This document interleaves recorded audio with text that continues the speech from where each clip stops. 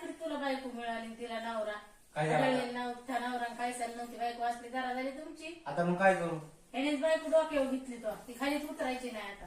काम तू करते तिथं ती. तू नको काम करते ती. दोन काय दूध पाणी देईन. दी पाणी दिण्याचं घास तू चुरून घाल तोंडात.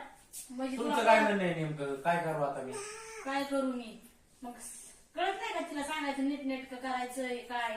पाय दुखतोय तिचा. तुम्ही म्हणता दुखत नाही, ती म्हणते दुखतोय.